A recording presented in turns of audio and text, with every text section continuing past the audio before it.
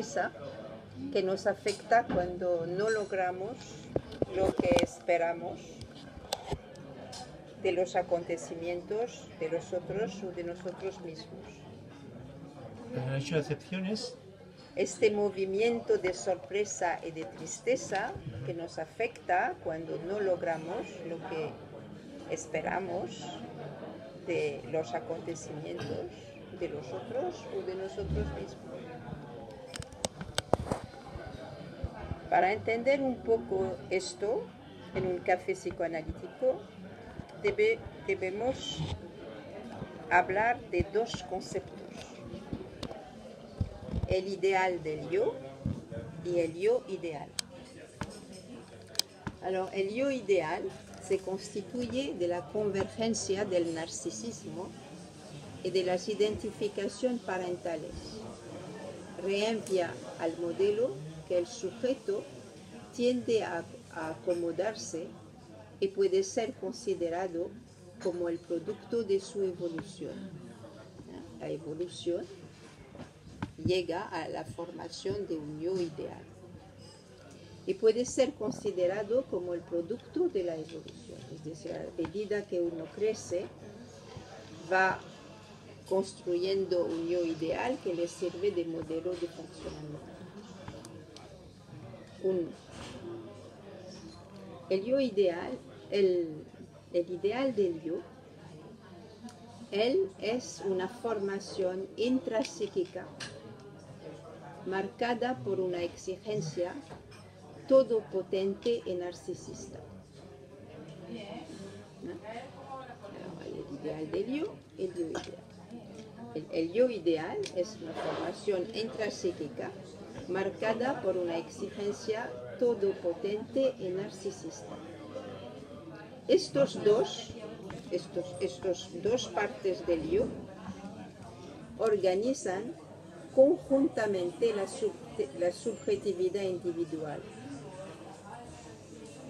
y también los fenómenos colectivos, los fenómenos religiosos, ideológicos y culturales.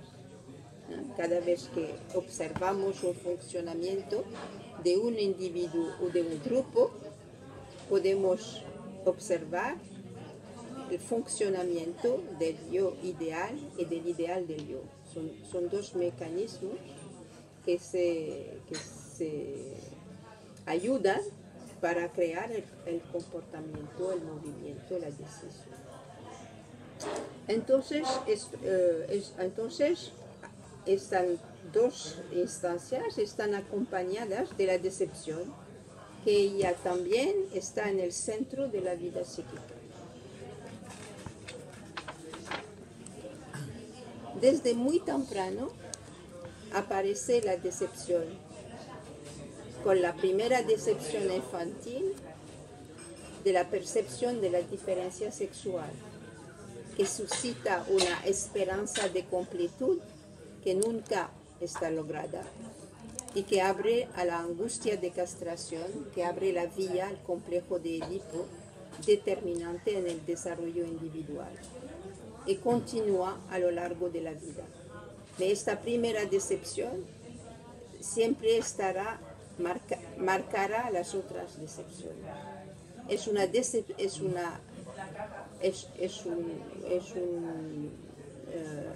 Una esperanza de completud que nunca está lograda. La decepción no es entonces otra cosa que la inevitable necesidad de hacerse cargo de los hechos reales del mundo, sin olvidar que es el acicate de los movimientos que llevan a las transformaciones, salvo en las patologías de la decepción que se transforman en desesperación. Es todo el trabajo analítico de los detalles, de los fragmentos, de los lapsus, que dan fuerza a la verdad, a la realidad. Un análisis donde la teoría no es una cosa cerrada, sino abierta, que permite reconducir la decepción. Es la capacidad de pensar lo inacabado, lo incierto, lo lento, que fecunda la transformación y protege de la decepción estéril. Frente a una eficacia inmediata, con las simplificaciones y las reducciones que la acompañan, proponemos el realismo que observa que la vida es una sucesión de decepciones y superaciones.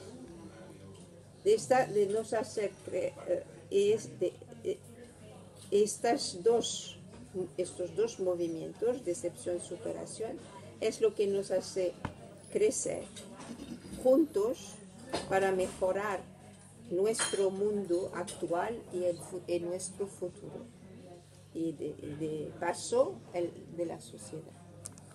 Estar atento a la realidad nos protege de la gran fuente de decepción que son las ilusiones ilusas sobre nosotros, sobre los demás, sobre las creencias en lo concreto, sobre Dios en sus distintas versiones.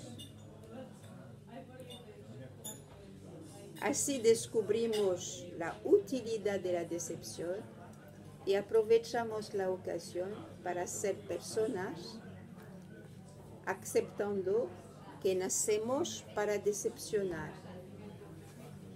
por aprender a servir y a buscar lo bello y lo real.